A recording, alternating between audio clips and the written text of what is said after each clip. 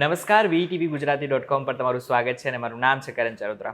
અત્યારે હાલ ગુજરાતના મોટા ભાગના જિલ્લાઓમાં તો વરસાદ પડી રહ્યો છે, પરંતુ કેટલાક એવા જિલ્લાઓ છે કે જ્યાં હજુ સુધી એટલો સારો વરસાદ નથી પડ્યો, જેમ કે બનાસકાંઠા અને બીજી બાજુ જોવા જઈએ તો કચ્છ.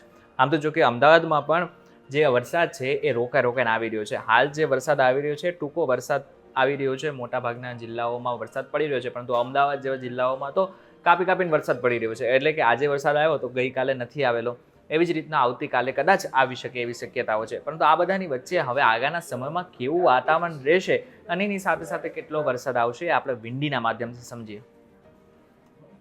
તમે જોઈ શકો છો કે અત્યારે જે જિલ્લાઓ છે અને ખાસ કરીને ભારતના મોટા ભાગના જે રાજ્યો છે ત્યાં હાલ જે છે વરસાદ કવર કરી રહ્યું છે. આમ જોવા જઈએ તો અત્યારે દક્ષિણ ભારતનો જેટલો પણ વિસ્તાર છે, મુંબઈ ખાસ કરીને મુંબઈનો થોડુંક આપણે ઝૂમ કરીને જોઈશું તો જોઈ શકાય છે જેટલા છેલ્લા કેટલાય સમયથી મુંબઈમાં સારો એવો વરસાદ પડી રહ્યો છે. આમ તો જો કે ઘણી જગ્યાએ તો એટલો વરસાદ પડી ગયો કે લોકોના ઘરમાં પાણી ઘૂસી ગયા. એટલા માટે ઘરની જો ગુજરાતની વાત કરવામાં આવે તો હવે ગુજરાતમાં પણ એવી સ્થિતિ ક્યાંક ને ક્યાંક આવવાની છે. અત્યારે ગુજરાતની આસપાસ જે રીતનાનું વાતાવરણ તમે જોઈ શકો છો એ રીતનાનું જો વાતાવરણની વાત કરવામાં આવે તો અલંગ છે, ભાવનગર છે, સુરત છે, મહુવા છે, હજી તો આપણે ઝૂમ કરીને જોઈશું તો તળાજા છે, અલંગ છે, ખડાસેલિયા છે, ખુડા છે, આ બધા જ વિસ્તારોમાં એક સાથે ધોધમાર વરસાદ પડી શકે છે. આ બાજુ જોવા જઈએ તો સુલી છે, હાજીરા છે, ડુમસ છે, આ બધા જ વિસ્તારોમાં એક સાથે ધોધમાર વરસાદ પડે એવી આજની તારીખમાં શક્યતાઓ વ્યક્ત કરવામાં આવી રહી છે. આ સાથે જો બીજા જિલ્લાઓની વાત કરવામાં આવે તો બીજા જિલ્લાઓમાં ખાસ કરીને લીંબડી છે, સુરેન્દ્રનગર છે, રાણપર છે, ધંધુકા છે, રાનગઢ છે, લખતર છે, લીલાપુર રોડ છે, બગોદરા છે. આ બાજુ જોવા જઈએ તો ધંધુકા ફરી એકવાર આ બધા જ વિસ્તારોમાં એક સાથે ધોધમાર વરસાદ પડી શકે છે. થાન છે, દાલાળી છે, લુણાસર છે, આ બધા જ વિસ્તારોમાં એક સાથે વરસાદ પડી શકે છે. આ બાજુ જોવા જઈએ તો જે સૌરાષ્ટ્રનો ભાગ છે, સૌરાષ્ટ્રના મોટા ભાગના વિસ્તારોમાં આમ તો જોવા જઈએ તો 2 દિવસની અંદર વરસાદ પડી રહ્યો છે, સારો એવો વરસાદ પડી રહ્યો છે, પરંતુ હમણાં જે વરસાદ છે એ ઓછો પડી રહ્યો છે. હવે જો આગળના સમયની વાત કરવામાં આવે 11 અને 12 તારીખની વાત કરી લઈએ આપણે. 12 તારીખે કયા કયા વિસ્તારોમાં વરસાદ પડશે તો 12 તારીખે આમ જોવા જઈએ તો અત્યારે મોટા ભાગના જેટલા પણ વિસ્તારો છે, ગુજરાતના જેટલા પણ જિલ્લાઓ છે ત્યાં કોરું ધાકડ આપણને દેખાઈ રહ્યું છે. એટલે કે વધારે પડતો વરસાદ આપણને નથી દેખાઈ રહ્યો. જેટલા પણ કોસ્ટલ વિસ્તારો છે, કોસ્ટલ દરિયા કિનારા છે, એ બધા જ વિસ્તારોમાં થોડો વરસાદ આવી શકે છે. એમાં પણ ખાસ કરીને સૌરાષ્ટ્રનો જે દરિયા કિનારો છે ત્યાં ખાસ કરીને વરસાદ પડી શકે છે.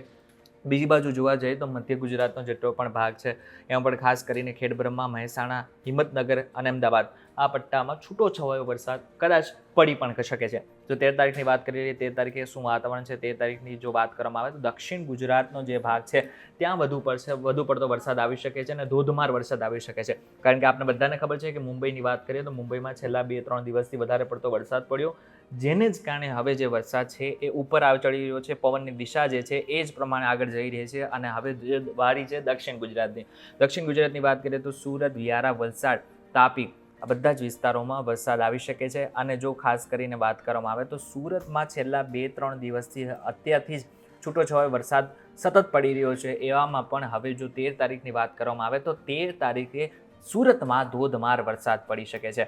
આ 13 તારીખે આખા દિવસ દરમિયાન વરસાદ પડી શકે છે. આપણને આખા દિવસ દરમિયાન એટલે કે 2 વાગ્યાની આસપાસ કરું તો જો તમને જે લાલ કલરનું દેખાઈ રહ્યું છે એ સાબિત કરે છે કે અહીં એક સાથે ધોધમાર વરસાદ પડી શકે છે.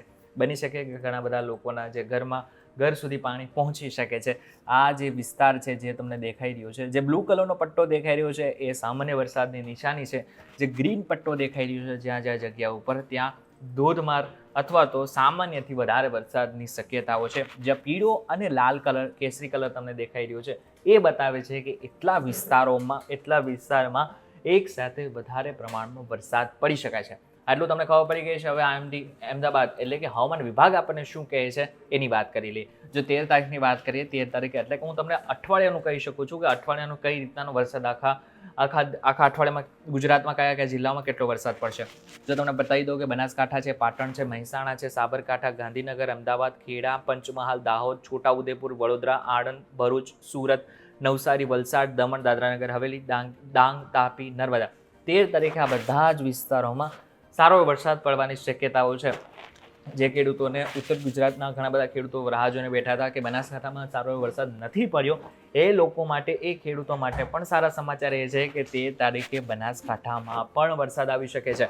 હવે જો બાકીના જેટલા પણ જિલ્લાઓ છે તેની વાત કરીએ, તમને જે ગ્રીન પટ્ટો દેખાઈ રહ્યો છે એ ગ્રીન પટ્ટાની વાત કરીએ, ખાસ કરીને કચ્છ, મોરબી, સુરેન્દ્રનગર, જામનગર, ભાવનગર, દેવભૂમિ દ્વારકા, પોરબંદર, જુનાગઢ, ગીર સોમનાથ, અમરેલી, બોટાદ, રાજકોટ અને સુરેન્દ્રનગર આ બધા જ વિસ્તારોમાં સામાન્યથી થોડોક વધારે વરસાદ પડી શકે છે.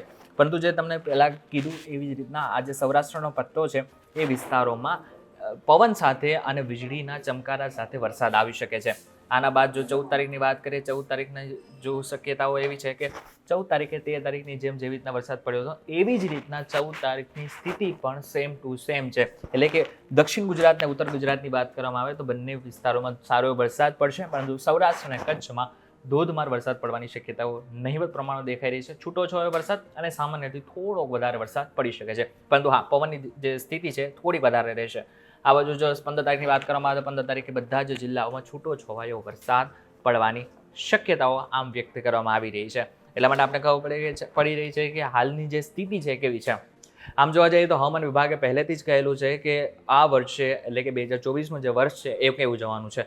જો સૌથી પહેલાં તો તમને કહી દઉં કે હવામાન વિભાગ અને જે હવામાનના નિષ્ણાંતો છે એમનું પણ એવું કહેવું છે કે આ વર્ષ જે છે એ ખેડૂતો માટે અને બાકીના જેટલા પણ લોકો છે એના માટે ઘણું સારું રહેવાનું છે. 101% લઈને ગુજરાતમાં 107% સુધીનો વરસાદ નોંધાવાની શક્યતાઓ છે.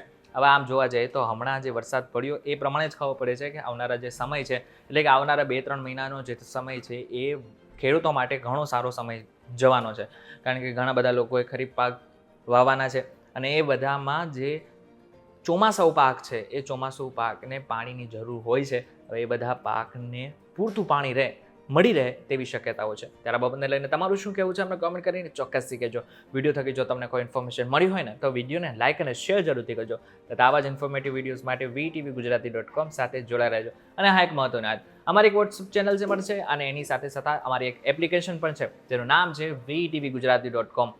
તમે એને પ્લે સ્ટોર અને એપ્લિકેશનને એની સાથે સાથે એપ સ્ટોરમાંથી પણ ડાઉનલોડ કરી શકો છો. બંનેની લિંક ડિસ્ક્રિપ્શનમાં મૂકેલી છે, ત્યાંથી તમે ડાયરેક્ટ આને ઇન્સ્ટોલ કરી શકશો. ફરી મળીશું એક નવા વિડીયો સાથે, નવા કોન્સેપ્ટ સાથે. ત્યાં સુધી મને રજા આપો. નમસ્કાર.